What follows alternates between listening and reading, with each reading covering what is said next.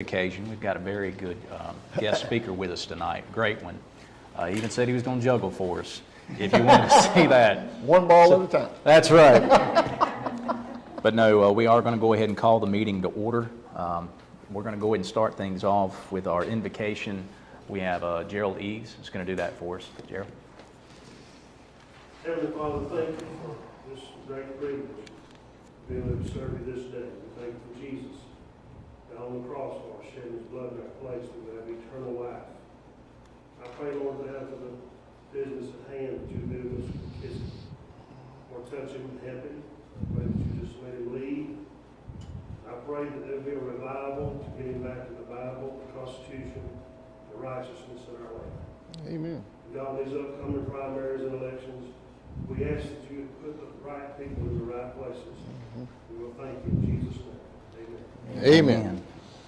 All right, for a pledge of allegiance, tell you what, we'll get Mr. Dunbar, if you don't mind, sir. Salute, pledge. I pledge allegiance to the flag of the United States of America and to the republic for which it stands, one nation, under God, indivisible, with liberty and justice for all. Mr. Dunbar, I do appreciate that. I know sometimes anything can and will happen. Surprise. Sorry. Thank you. All right, to recite our Republican Creed, our first Vice Chair, Tammy Ann Adams. I do not choose to be a common man. It is my right to be uncommon. If I can Seek opportunity, not security. I want to take a calculated risk, to dream and to build, to fail and to succeed. I refuse to barter incentive for dole. I prefer the challenges of life to guaranteed security, the thrill of fulfillment to the stale, calm utopia. I will not trade freedom for beneficence, nor dignity for a handout. I will not cower before any master save by God. It is my heritage to stand erect, proud and unafraid, to think and act for myself, enjoy the benefit of my creations, to face the whole world boldly and say, I am a free American. Amen. All right, at this point in time, I'm going to call a motion to go ahead and bypass the approval amendments, the treasurer's report, new business for an executive session at another time in order to give Chairman McKissick more time to speak this evening. Got a second? All right, so it passed. Ladies and gentlemen, I am very happy to announce that we've got a really amazing, great speaker tonight. Probably one of the most, I guess, hardest working individuals in this state. It's really pushing a great Republican agenda here in the state, and it's for the good. It really is. I can't imagine what his daily planner looks like. I don't want to even think about that, but he's got a great team that works with him. And I know he's going to tell you a little bit more about that here in just a little bit. He's doing great things for the party here in the state. And without any further ado, I'd like to introduce to you South Carolina GOP Chairman, Mr. Drew McKissick. Thanks so much. Thank you so much. Appreciate it. Yes, Appreciate it.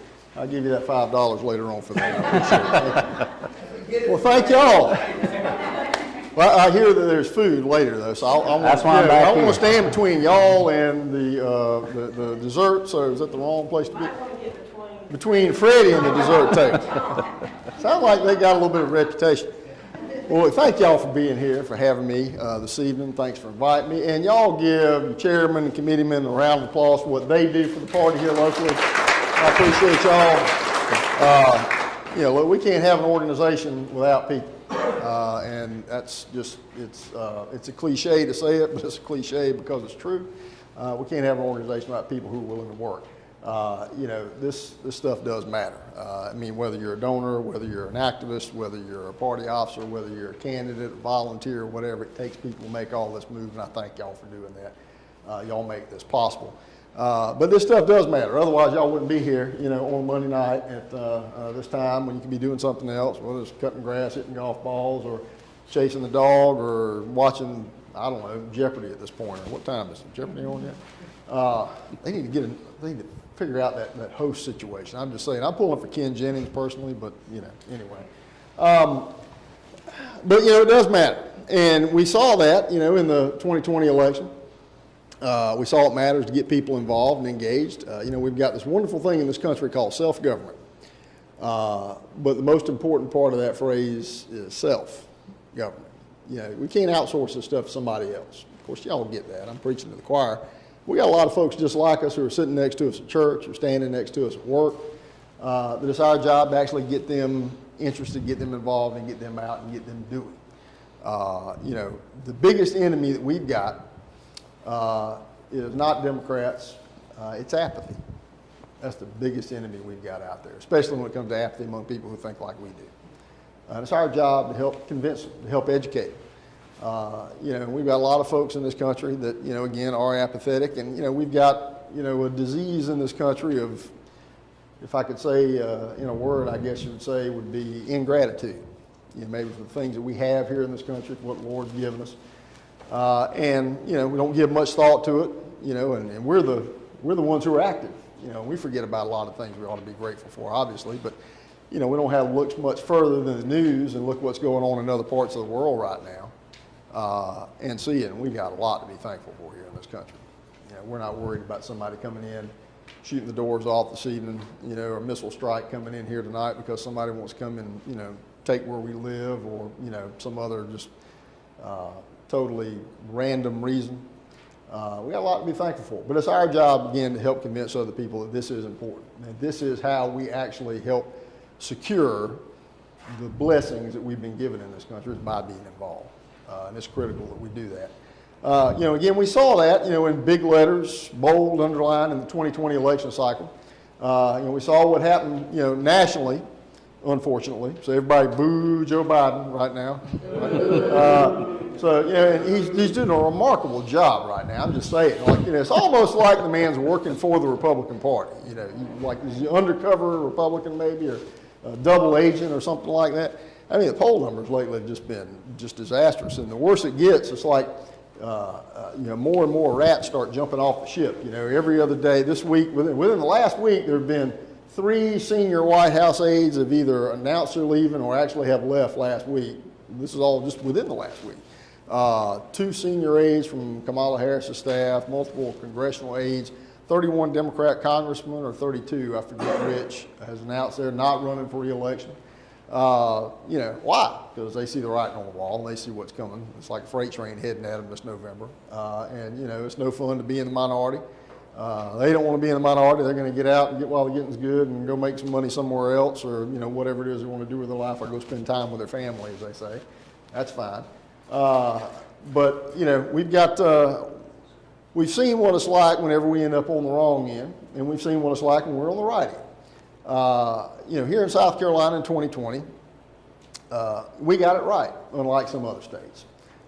We turned out more votes for President Trump than for any presidential candidate in the history of South Carolina in 2020. It was a record.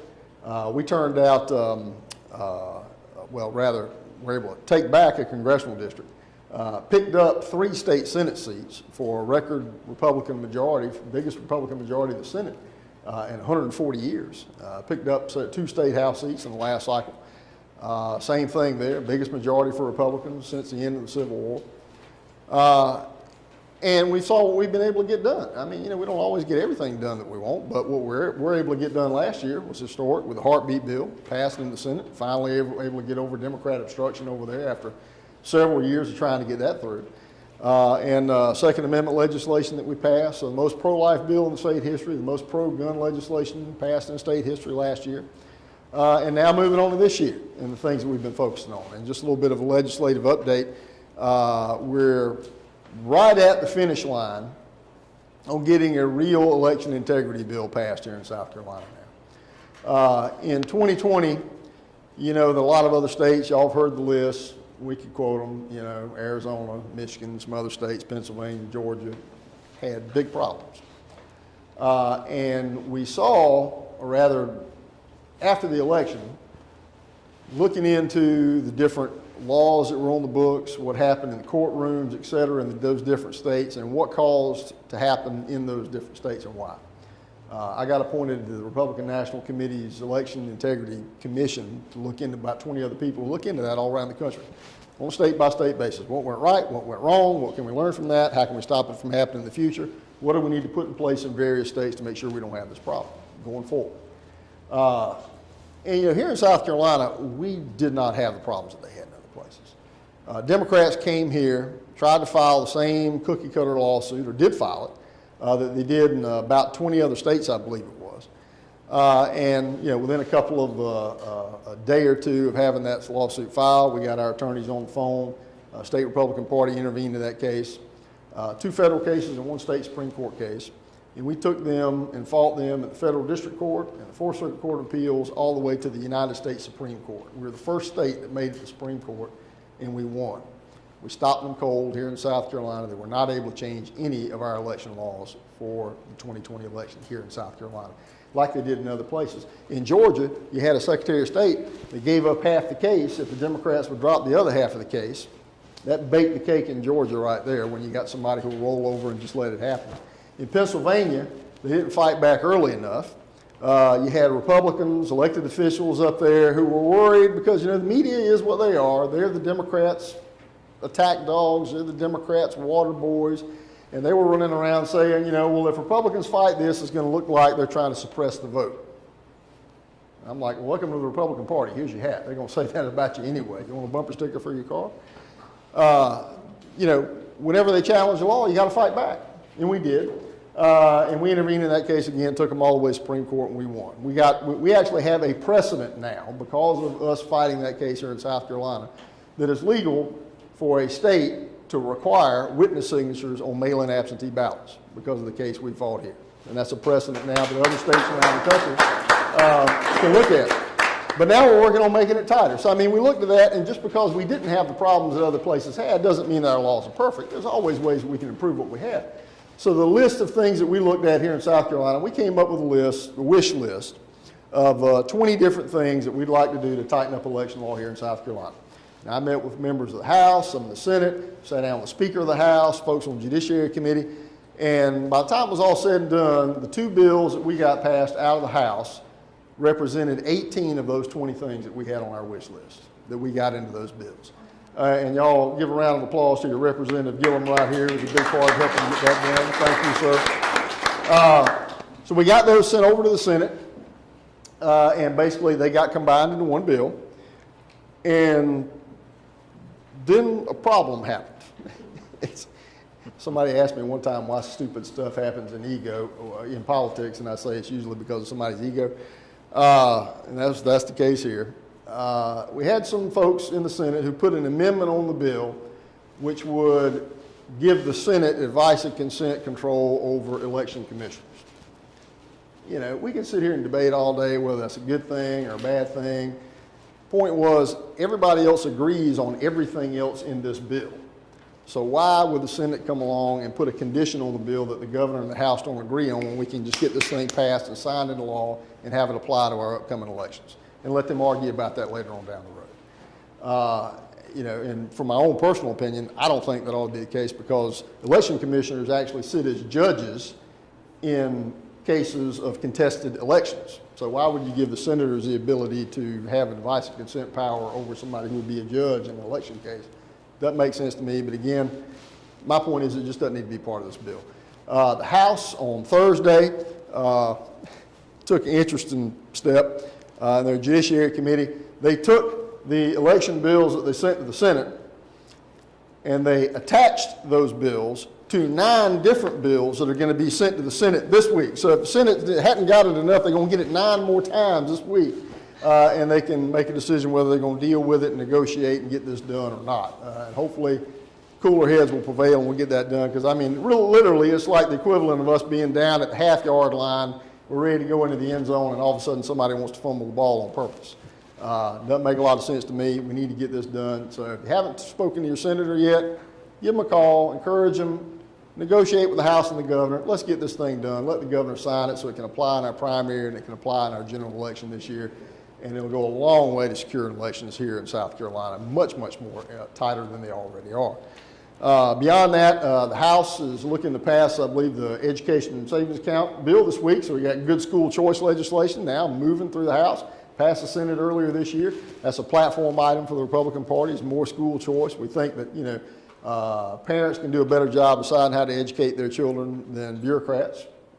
And whether that is charter schools or private schools or whatever it may be, any legislation that moves us closer to that goal of giving parents more control over how children get educated is a good thing. And I think we're seeing a real good chance of getting that passed. Is it this week y'all going to take that up? I think it is this week? Okay. The Senate, once they finally get done with the budget, I think they're going to get around to passing the Save Women's Sports bill that got passed out of the House here a while back. Another big bill that we've had a resolution from our state executive committee about that we wanted to get passed this year. So, yeah, making good progress on a lot of stuff there. But now this year, we've got an opportunity to expand the majority even further, quite frankly. We've got, you know, reapportionment this year, redrew lines on state house and state senate districts. State house is up this year. And just by virtue of the lines that have been redrawn, you know, in a normal election, we should probably pick up another 3 state house seats. With the tailwind that we ought to have this fall and how some of those districts look, our goal is to pick up 5 state house seats. So we're looking, I mean, you have, was it 81 Republicans in the House now, I believe. Our goal is to have 86 by this year, by the end of this year, which would be, you know, a huge majority for Republicans. And then a lot of folks that they can work with to actually move more good conservative legislation. Got a new House Speaker now. Merle Smith's going to be taking office as a new Speaker in the House here shortly. Speaker Lucas is stepping down. We've had a great working relationship with Speaker Lucas. I got a good relationship with Merle as well, and I think he's going to do just fine. Same thing with the Majority Leader. That's changing over. Davey Hott from up in Pickens is most likely going to be the Majority Leader, I believe. Dave's a solid conservative guy and wants to move conservative legislation down the rails. So looking forward to working with those guys going forward. But to make all that stuff happen, we got to do something in the meantime, and that's win elections, or that stuff doesn't happen. You know, Ronald Reagan said it best years ago. He said, personnel is policy. You know, the type of people you hire is the type of policies you're going to have. It doesn't matter if you're a business, you're a church, you're a nonprofit, you're a government. You know, the type of people that we end up putting in charge of stuff is the type of policies we're going to have. It doesn't matter what the employee manual says. For the purposes of a party, it doesn't matter what our platform may say. And we've got a great conservative platform, in my opinion. I've been working here in the state party in different roles since I was in college in '88. Progressively over the years, that platform has gotten more and more conservative. And I would say over the years, as that platform has gotten more conservative, we have been winning more elections all around the state. That has tracked with our success as a state party statewide, with our platform becoming more conservative and communicating those issues to people. But, you know, we can't actually make it happen unless we win the elections. You know, I'm always thankful for candidates, thankful for people who are willing to run. You know, candidates put up a lot these days. You know, they don't just run themselves, their whole family runs. And, you know, you got social media out there now and people who are, you know, sometimes I think lose all the common sense when they get behind a keyboard and start typing stuff, you know, about people that they wouldn't, things that they wouldn't say if they actually walked up to them on the street and had a conversation. You know, it is what it is.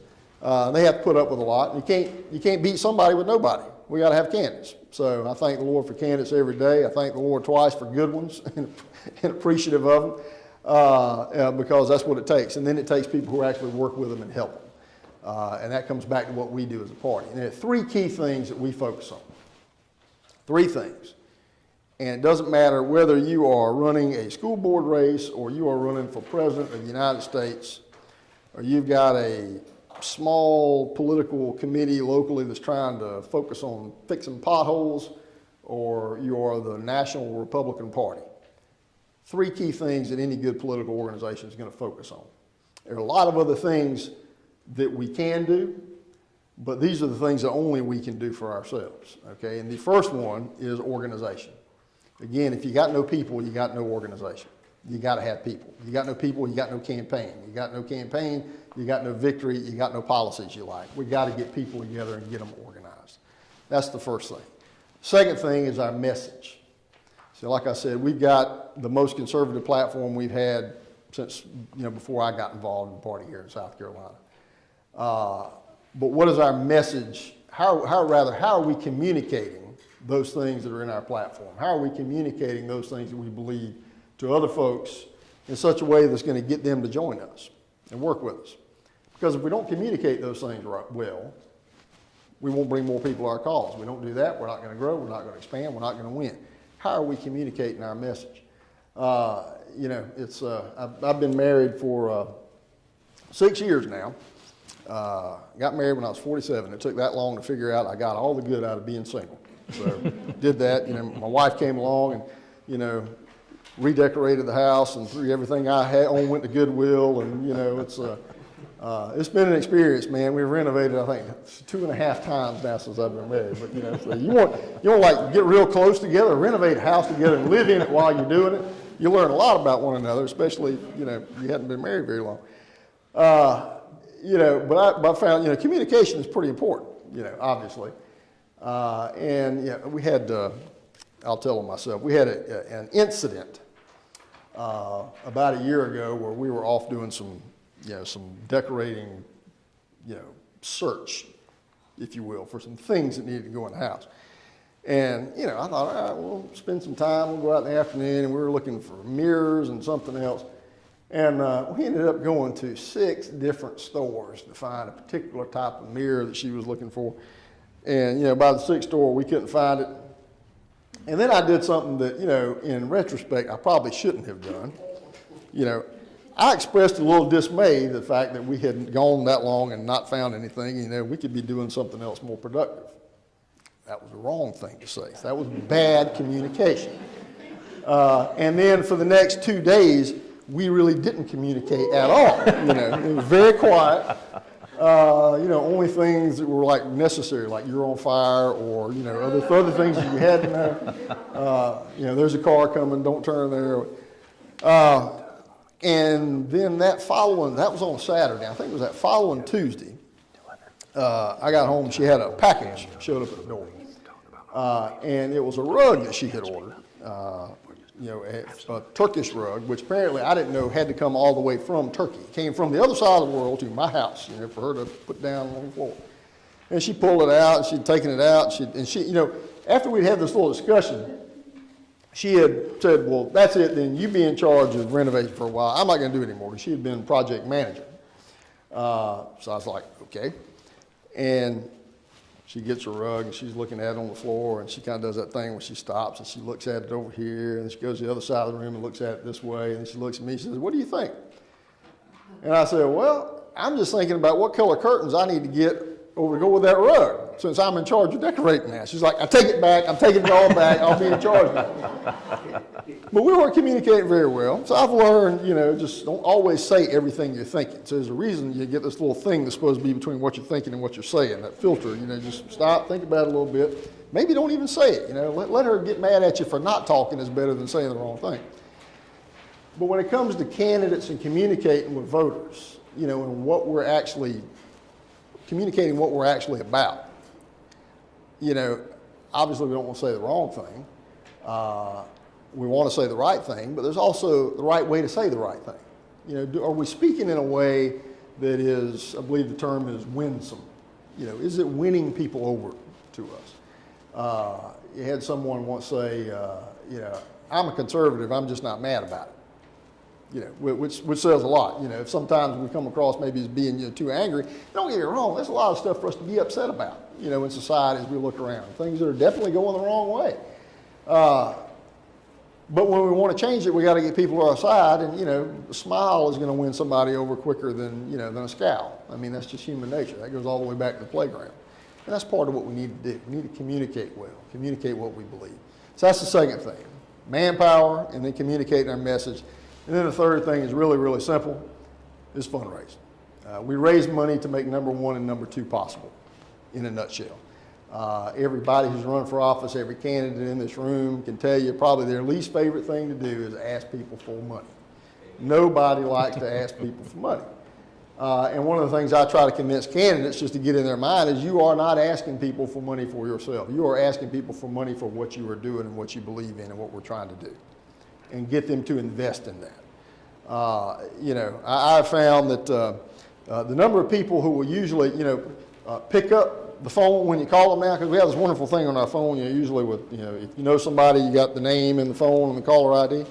The number of people who will pick up the phone when I dial now is kind of like, it's inversely proportional to how long you've been in office. You know, the longer you've been in office, they're like, that guy's calling about money, now I'll call him back later or whatever, you know, because they got your number in there, they know what's going on. But it's important. It's important. And like I said earlier when I was just thanking everybody, everybody's got a different role to play. I mean, you know, if you can give $10, $20, that's fine. We got some folks who write really big checks, but they don't do anything else, and that's fine. Happy to have them do that and, you know, not show up and not knock a door, but they can write a check. Because last time, in 2020, we had the biggest operation we've had in the history of the party in terms of the field operation, which went back around those three principles that I just talked about.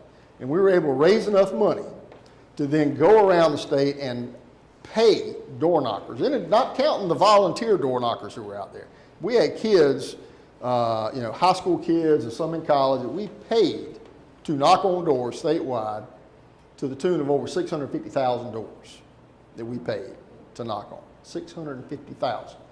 That is 5 times bigger than anything the state party's ever done in the history of the party that we were able to do in 2020. When you look at the result in 2020 with the turnout and what happened not just at the state level, but all the way down to the local level. I mean, again, we talked about the state house and the state senate seats.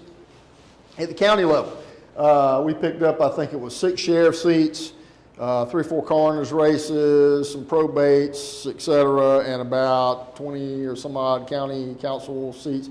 We won in 5 counties that we haven't won a county-wide race in 140 years. Jasper County, Chester County, places like that. Rural counties around South Carolina where you got a lot of just rural voters, conservative independents, conservative Democrats who just think of themselves as Republicans now. The sheriff in one county in this past cycle in 2020 who switched parties when he filed. I talked to him about a month prior to that. My folks in the county party there loved him. He's a great guy. He'd been sheriff, I think, for 3 or 4 terms, wanted him to switch, and my conversation with him, he said, I can't have my name associated with that party anymore. And he switched. And again, a county we've never won a county-wide race in. And now in this cycle, we're going to win county-wide races there. I mean, the sheriff's office is usually sort of a, you know, a wedge to work your way into the courthouse in many places around the state, because that'll turn out votes sometimes higher than a statewide race will. I mean, you know, people vote law and order. We saw that, but the biggest thing, the biggest measure of success that I can point to, I think, is straight ticket voting in what we've seen. In 2016 was the first time in the history of the South Carolina Republican Party that we beat Democrats on straight ticket voting statewide, ever. We beat them by 2.5 points on straight ticket voting. And keep in mind, when somebody goes and votes a straight ticket, they're voting, you know, from president all the way down to, you know, county council. Anything with a D or an R next to it is getting a vote. In 2018, we beat them by 8 points on straight ticket voting. In 2020, we beat them by 17 points on straight ticket voting all across the state. That's what's driving that big change in rural counties around the state. In fact, the counties with the biggest flip and the biggest growth in straight ticket voting have been the rural counties around South Carolina. And that is it's almost like a snowball effect what we're seeing now. We saw that in 2020. Now you have candidates who are, you know, again, folks who are conservatives, but have been in a county where nobody's ever been able to win as a Republican. They ran as Democrats. I understand that. I understand our job is to try to change that so they can win as Republicans. That now, in the last, say, 6 months, they've been looking around and thinking about running again this year. They've been thinking about, you know, whether or not it's safe for them to make the switch. We just did filing, you know, back in March, certified our candidates on first week of April. We certified a record number of 476 candidates statewide as Republicans. 476. That is the most, well, for a midterm election cycle. Okay. The most we had ever certified in a midterm cycle prior to that was 402. That's how much of a gain it was around the state. Why? Because folks want to run as Republicans. Why they want to run as Republicans? Because most of those gains came from rural areas where they think, I can win as a Republican now. They saw what happened in Chester County and Jasper County. We had a clerk of court switch parties in Darlington County. I got a coroner there who's ready to switch parties in Darlington County in 2 or 3 weeks from now. I believe something like that. Chesterfield County, which has 7 county council members. They were all Democrats. 3 of them all held hands together and walked down to the election commission and filed as Republicans. 3 out of 7 in Chesterfield, up on the North Carolina border, middle of tobacco country up there. The treasurer there is talking about switching parties, and one other countywide elected official there. Why? Because they've seen us be able to come in. I mean, those are counties that Donald Trump carried, that county last, I think maybe about 400 votes or something like that, but he's able to carry it last time. They see that we can come in there and we can win, and they also seen that move in straight ticket voting. So now whenever they get the sense that they can actually win, they're more likely to get out there and get organized and raise money, and all of it begins to build on itself. Success feeds on itself. 4 years ago, I think it was, when we were doing organization in the 19 cycle, we did not even have a county chairman, for instance, in Dillon County, Marlborough County, Allendale County, Bamberg County, and one other one. 5 out of 46. We didn't have anybody who would, volunteer to put the hat on, as Tom has, much less a county party organization. Marlborough County, one of those counties, in the 19 cycle, we not only got one of the county council members, as Democrat, switched parties, volunteered to be the county council chairman. 50 people showed up in Bennettsville to organize a Republican Party in Marlborough County. So those folks are out there, and they're coming to the party now, and why? They're responding to the message. They're responding to an organization that has a conservative message, but that also has an organizational capability to go win, and that's the bottom line. I mean, one thing I always try to tell everybody, it doesn't matter whether it's your campaign for office or your organization or whatever it is, if we're not relevant to what people care about, they'll find something else to do or somebody else to go work with. We've got to convince people that we matter to what they care about. And when they're convinced of that, they want to come and be a part of what we're doing. And it doesn't matter if they want to come and they want to, volunteer to, work with us, full time, or they want to come and volunteer and show up, for 1 or 2 hours in any election cycle. Everybody can do something. We just need everybody to do a little bit more than what they're doing right now. That's all we need. And our job is to convince them that if they come and they be a part of what we're doing, it'll matter to what they care about. Other than that, we might as well just be a social club. Political parties don't stand for anything. People stand for something. We can have a platform all day long, but the people in the party don't stand for what the platform says. It doesn't matter. People stand for something. And that's what an organization, a good political organization, is all about. So again, thank y'all for being a part of it. We got a great victory program again lined up for this year. Basically what we're doing is going to school on what we did in 2020, the structure for how we did it around the state, putting together the financing for it right now, so that by the time the primaries are over in June, we can hit the ground running around the state. We're beginning to hire and put on staff in the key areas around the state with regional offices that we'll build out, and putting our budget together along with Senator Tim Scott's campaign and the governor's campaign and some of the others who will be pooling money into that budget. We have what we call a victory program through the state party, the point of which is to pool money through the state party so that way we're only paying for one set of door knockers or one set of ticket mail that we send around the state, and straight ticket support and absentee mail, et cetera, to leverage our dollars and our resources. And we're working on putting that together now so we can hit the ground running when the primaries are over. But it all happens because y'all are willing to be involved in everything that you do. So, I don't know if, on average, how many folks we usually have in Union County who are willing to help out. I know it's been growing. I know you've been telling me. And, that all happens because y'all are doing some work and y'all been talking to other people. If y'all keep doing that, we'll keep growing, keep making a difference. I know you got races that we can win here this year that we haven't been able to win before, So more of the same story we've seen in other rural counties around the state. We can get it done. And we just need to take advantage of our opportunities and leverage them. So again, thank y'all for everything that you do. It makes a difference. Don't ever let anybody tell you that it doesn't. And I'll take some questions until they tell me to quit. Yep. Go ahead. In 2020, we've never had a Republican for sheriff. Right.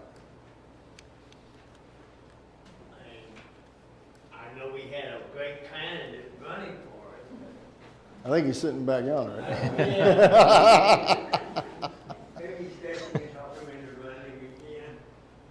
Well, you could probably twist his arm, maybe. I don't know. I don't want to speak for him. I don't want to speak for him. But everyone, and Tim was the first one, when he put his name on the ballot, he said, I'm a Republican. Everyone else is putting their name a Democrat, because Democrats normally win Yeah. in the county. And look, like I said, you can't beat somebody with nobody. You got to have good candidates and people who are willing to run and do the work. You know, Lord save me from lazy candidates. I hadn't had a lot of them, but every now and then we get some. And you know, I've had one. I won't name him, but in the 2020 cycle, and he was the reason why we lost a state house seat that we used to hold down in the Charleston area. That's as close as I'll get. But you know, they got to be willing to do the work, and I know somebody back here is definitely willing to do the work. So I'll leave that up to him if he's going to take another shot at it there. Somebody, you had a question? Yeah, so Drew, thanks for coming. Yeah. My name's Darren, I'm second vice chair here. Uh-huh. So preface it by saying I'm not angry, I'm a conservative. Yeah. Wrote down a couple of thoughts based on what you said. Yeah. So I would agree that Democrats aren't the enemy, apathy is.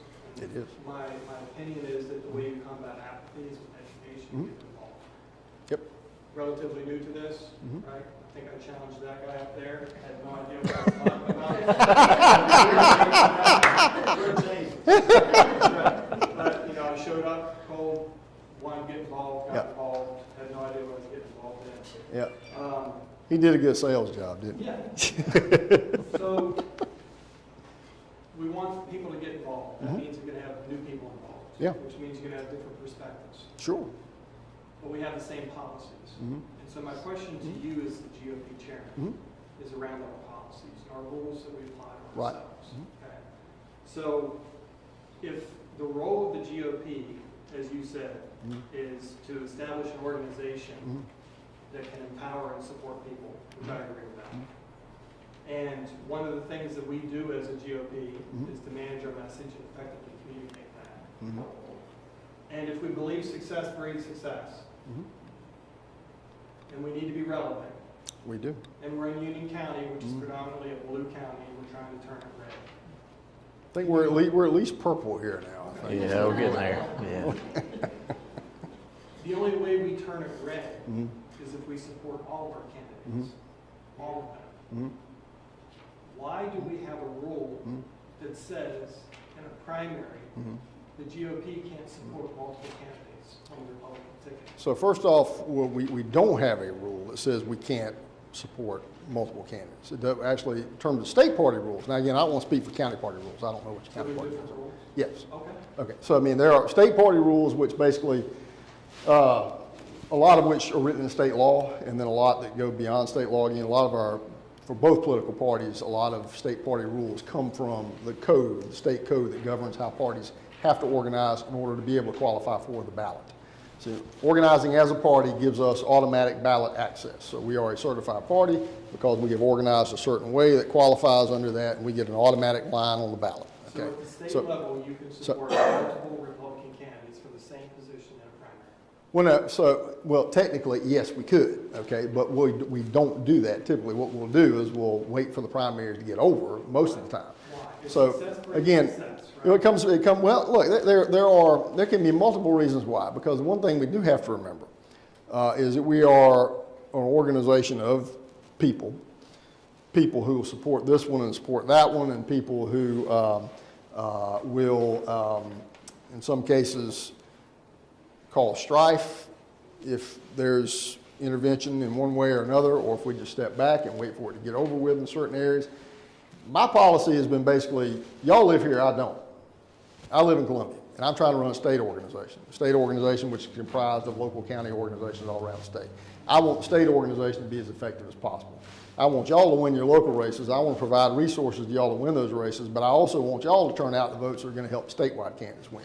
So it's a symbiotic relationship in a lot of ways. So I give a lot of deference to county party organizations around the state in terms of what they say they would or they would not like us to do from a state party perspective, just for that reason. But, you know, again, some places where you've got competition going on that can, if there's intervention, personally, feelings can get hurt and it can get ugly. And then I've seen those things then, after the race is over, it's hard to put back together again because things got personal. When things get personal, it's really hard to get back together again in many cases. I've been done this long enough to see that multiple times. And then we have potentially the lost benefit of the organization that was there that's not there after that's over with. So again, it's really kind of a, you know, there is no rule at state level that says you can or that says you can't. And that's why I defer to what's going on at the county level for good county party organizations. Yeah, I mean, you've been involved in it a lot longer than I have, So, I respect your view on it. I think that in the absence of support for 2 candidates or 3 candidates or 15 candidates for a position, we are fueling the apathy. We are fueling the lack of support, and we are losing because of that. Well, at the end of the day, though, the one thing, though, that is true, well, there's a lot of things that are true, a couple things, but in going back off of your comment a minute ago, there's a better way to encapsulate what you were saying, but I didn't mention this earlier, you know, it's our mission statement. So what's our mission statement as a party? Our mission, we've got it, ever since I've been chairman, I've had it up on the wall, people see it as soon as they come walking in the front door. Yeah, our mission statement is to promote our platform and elect candidates who will support it. Everything else we do comes under that rubric somehow, organizing, raising money, communicating message, or anything else. And so if something's going to, you know, hurt us from being able to do that later on by having the people that need to work together to make that happen, then maybe we don't need to. If it's going to help it and we're going to grow because of it, I got no problem with it. Mainly, at the end of the day, I want to make sure that we can do that successfully all around the state. And, you know, I'll just say, you know, I'm not saying that everything that we've done as a party everywhere and in every county around the state has been perfect. Opportunities get missed all the time, absolutely. We're all human, and that's just a fact. Have we been growing, though, and in the right direction? Absolutely. Do I think we're going to continue that in this cycle?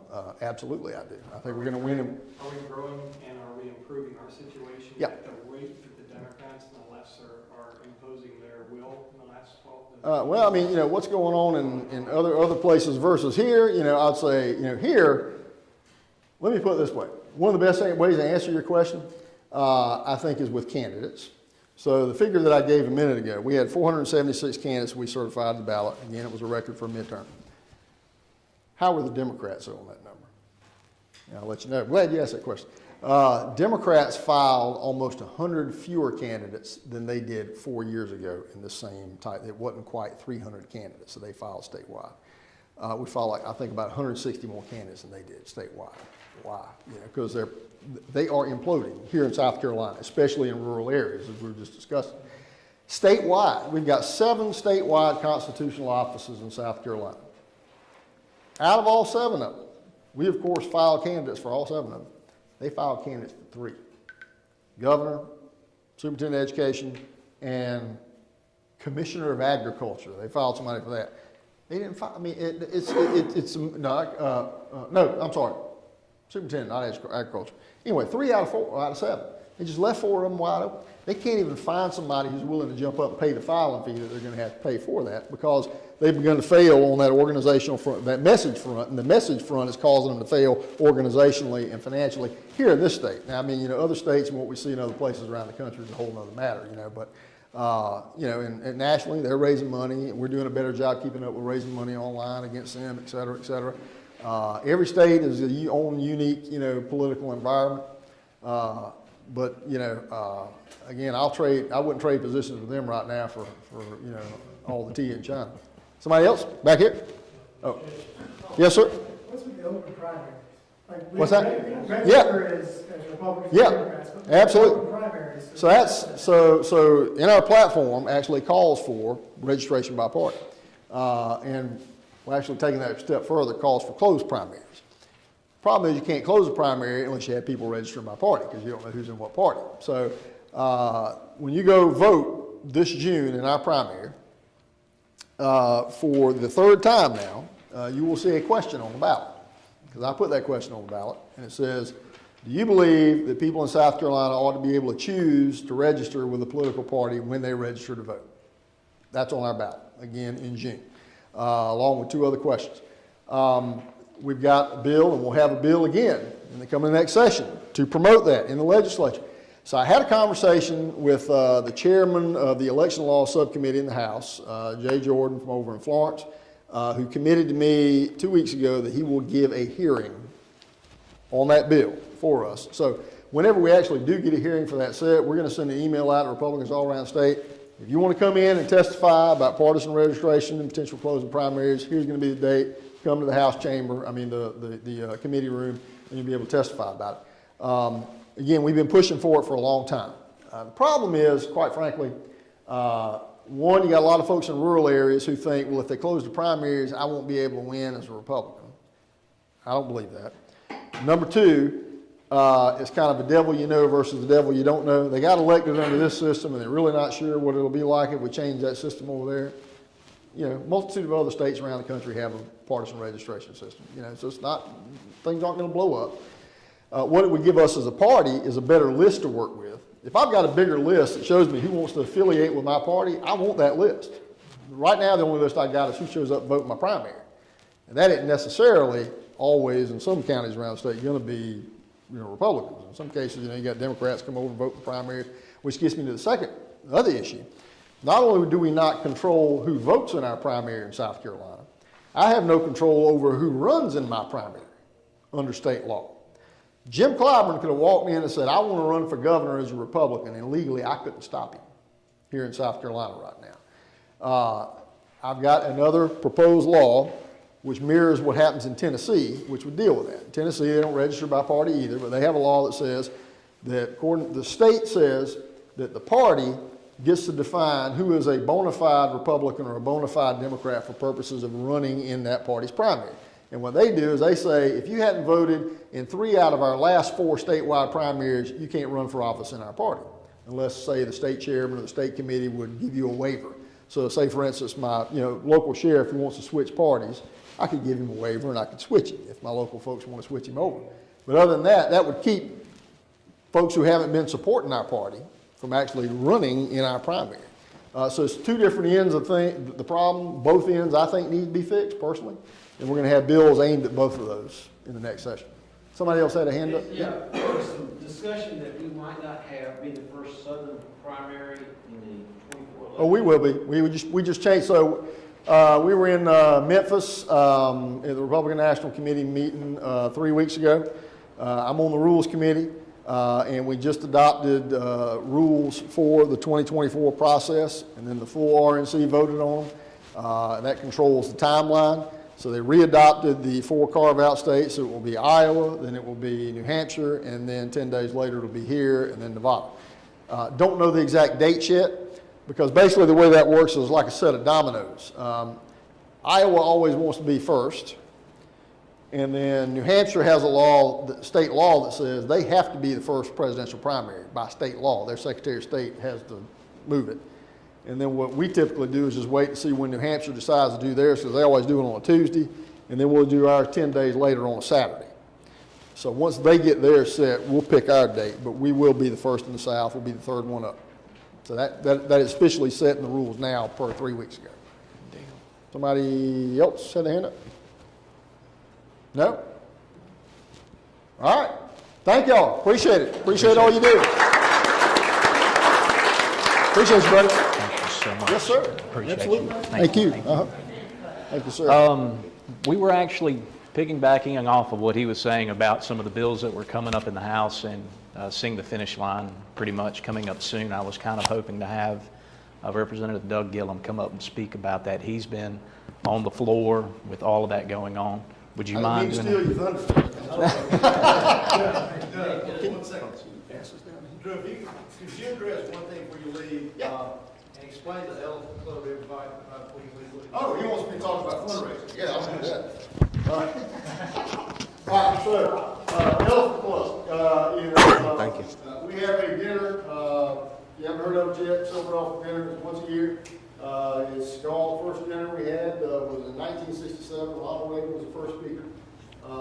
And we typically do it at the Convention Center in Columbia. usually have about 1,000 people. I'm working this year on a special speaker and one of a couple of governors that you've heard of lately in the news. That's all I'm going to say. Until stuff gets officiated.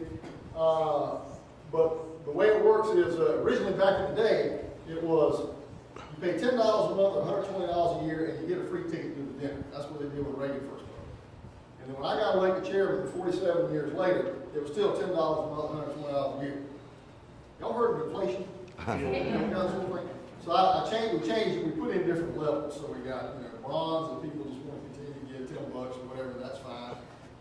And then so we changed it $20 a month, $240 a year to get you a free ticket to the dinner, or a ticket. It's not free, you pay it, but $20 a month.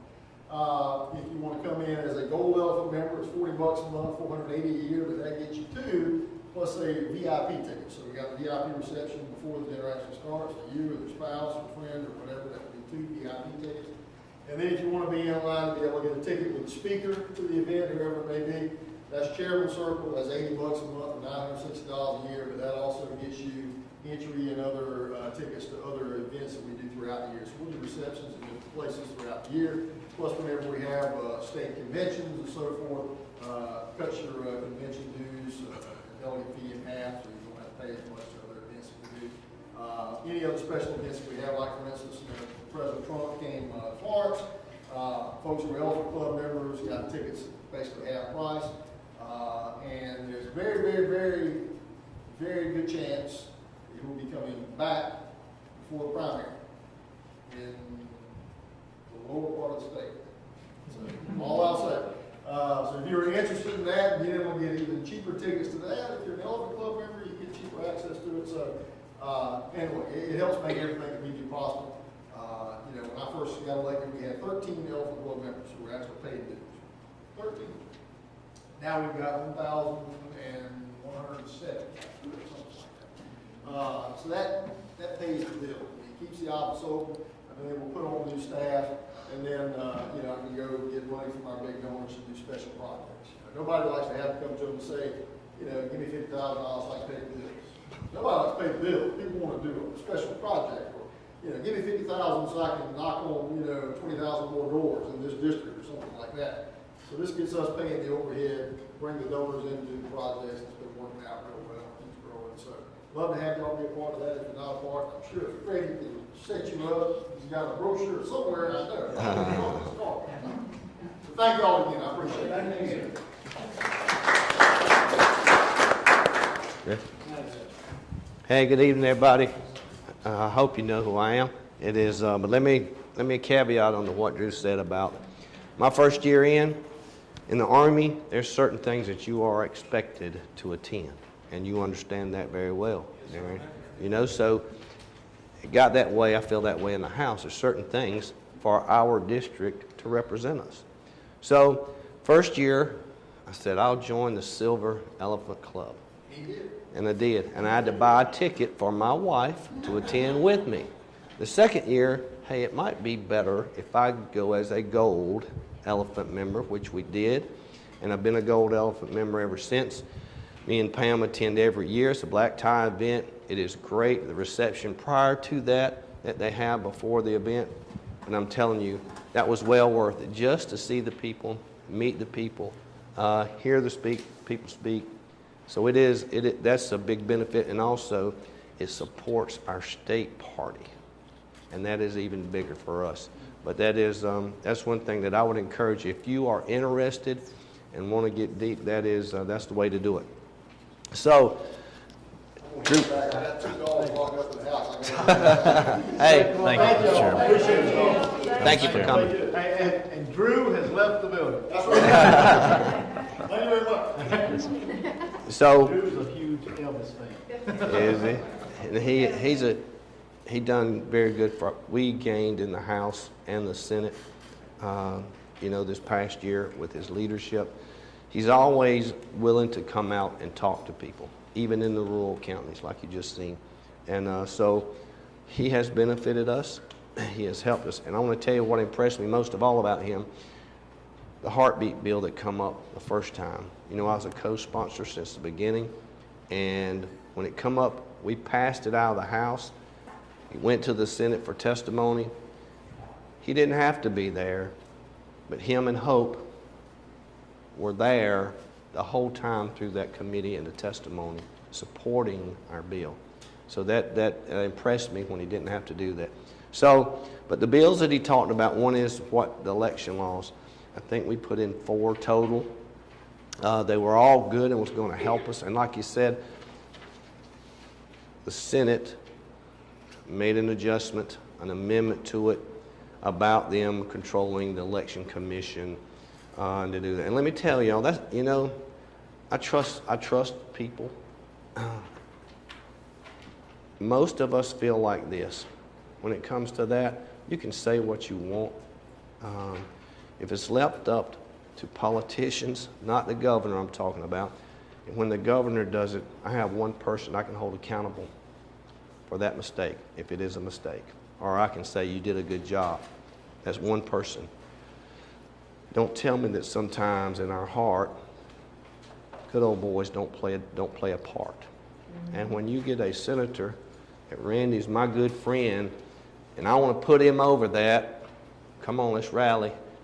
You let Randy go in as election commission chairperson. You know what I mean?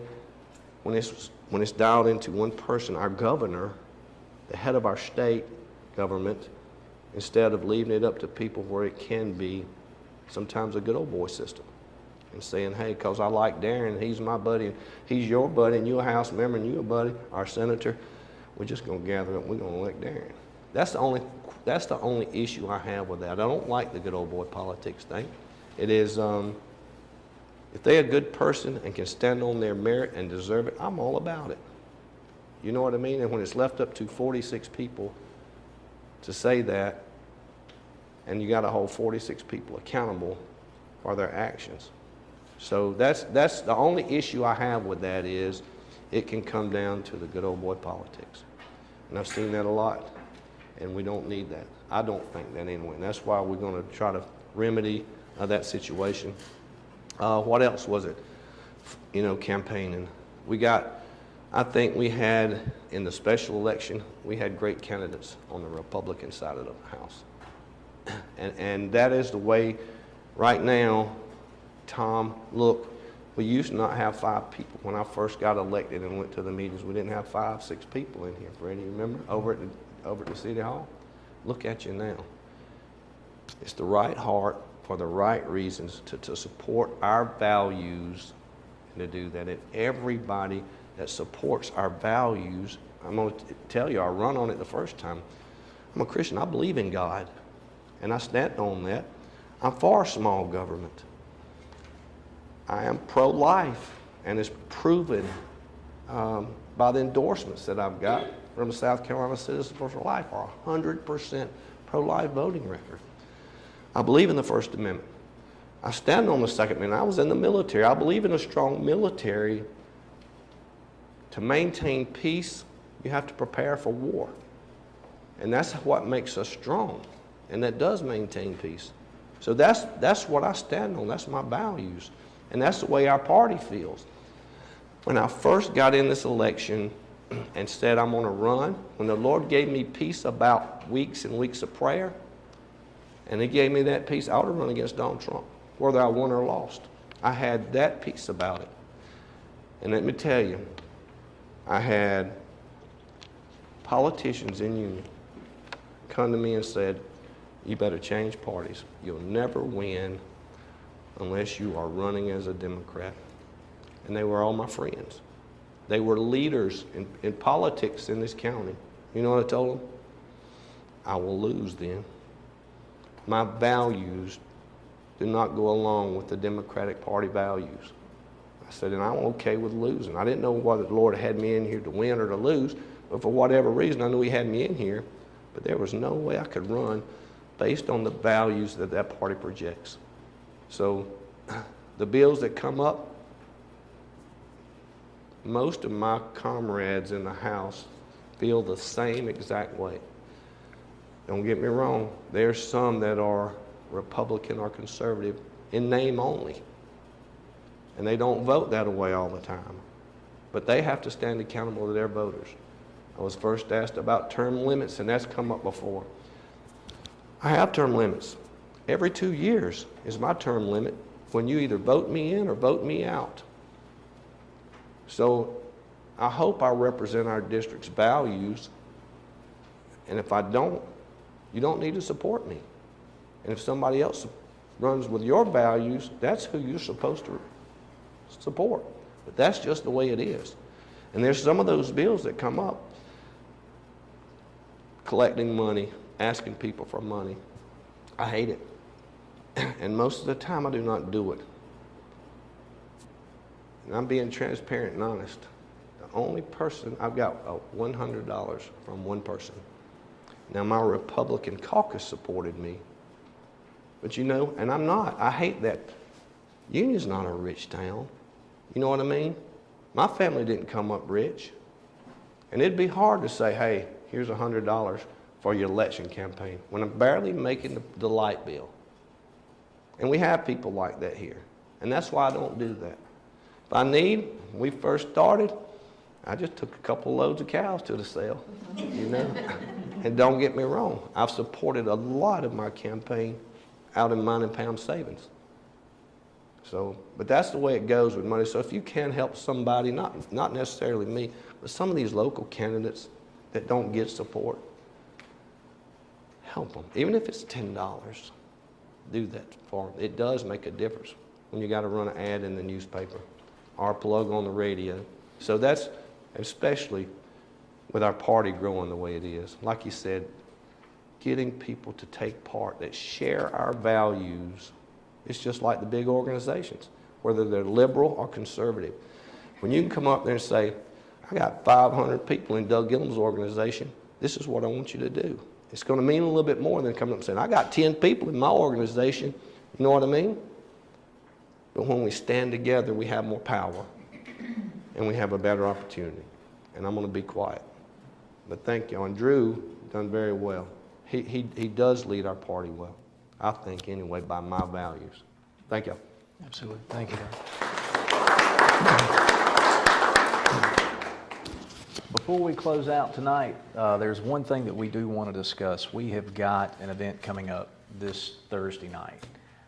This is an important event, I think, for a lot of not just individuals here in Union County, but administrators, teachers, school employees, not just here at home, but surrounding counties. Anybody that wishes to come and anybody that wants to come out, speaking to you, I guess we're on Facebook. I'm not exactly sure what we're on right now, but I also want to thank Jerry McKee for coming out tonight and doing this, and give him a round of applause. Thank you for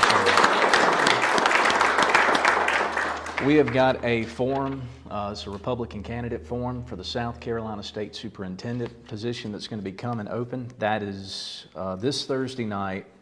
It starts at 6 p.m. and the forum begins at 7. Now, when I say it starts at 6, if you get there at 6 o'clock, there'll be a meet and greet between you and the candidates.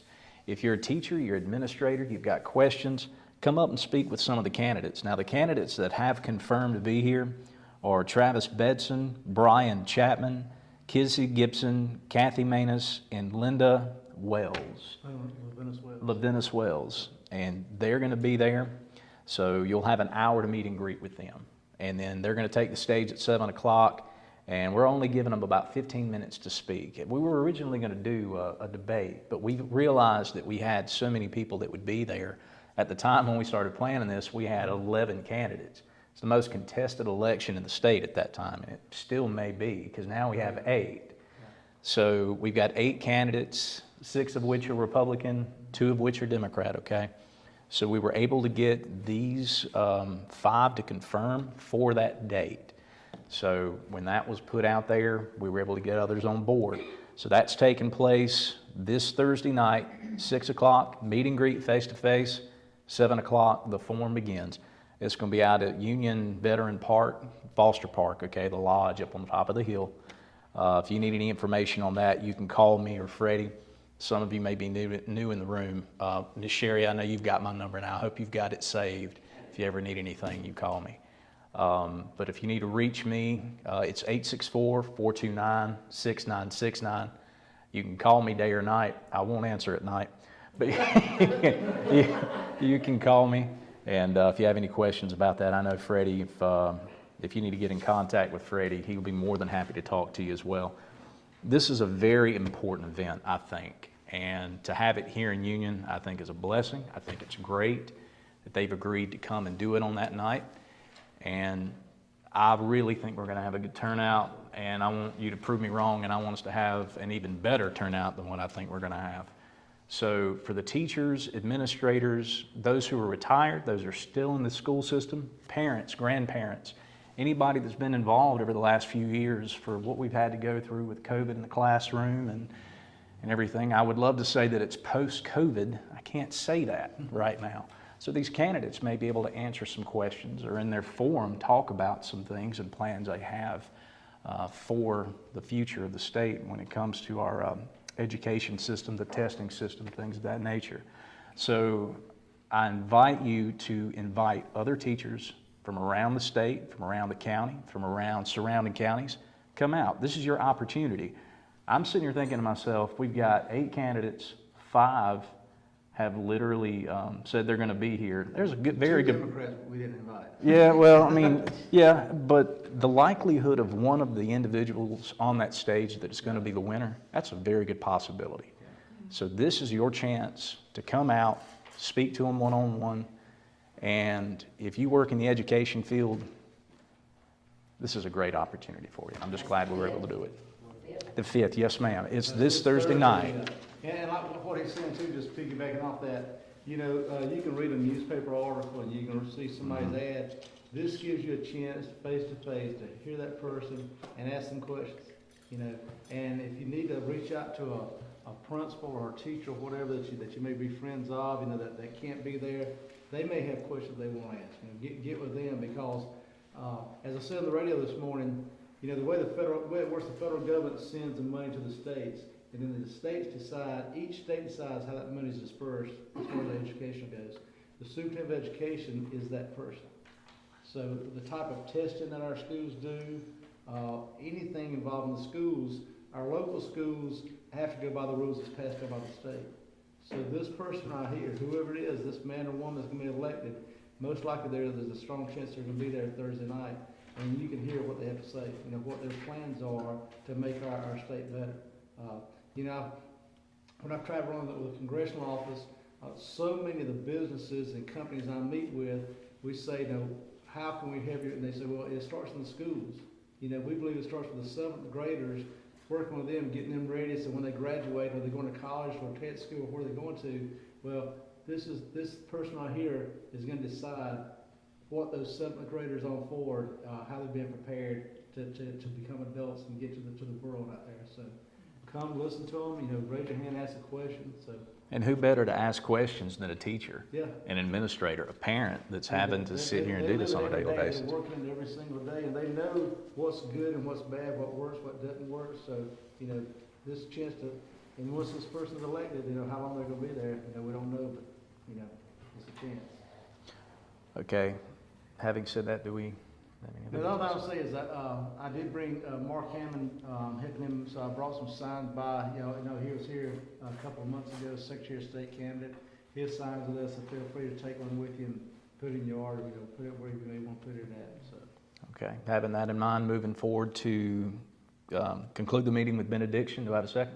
Tom, could I put in a plug for the women before you come? Sure, yeah, absolutely, Ms. Carolyn. Go ahead. I'm Carolyn Olson. If you don't know me, I'm president of Union County Republican Women.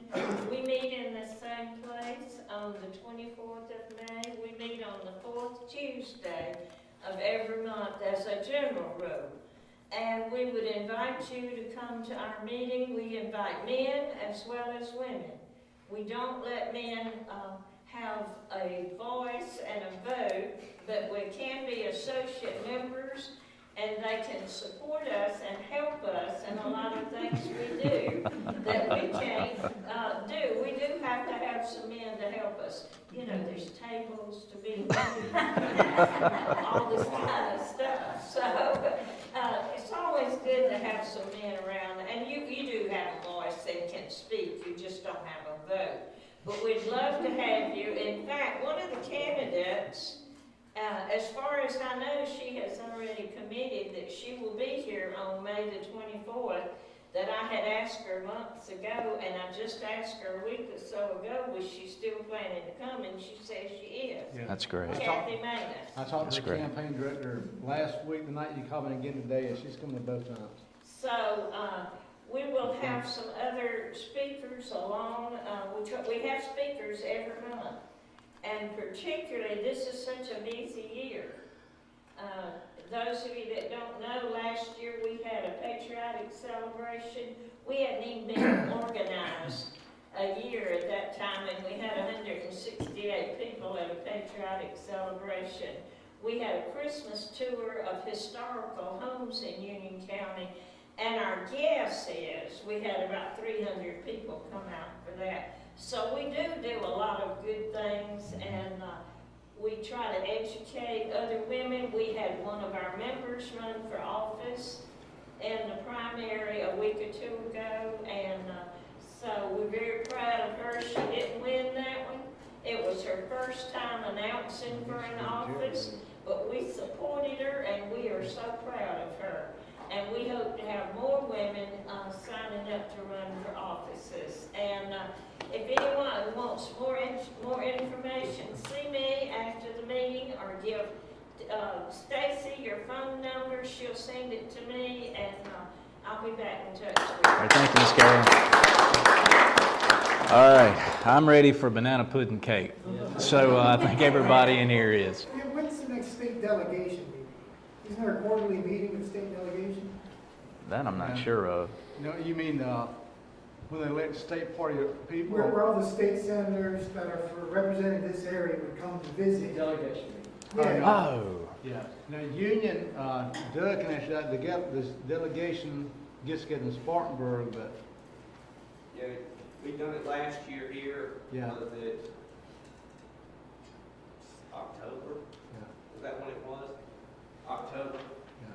I believe that's when it So actually, the delegation chooses those meetings and dates.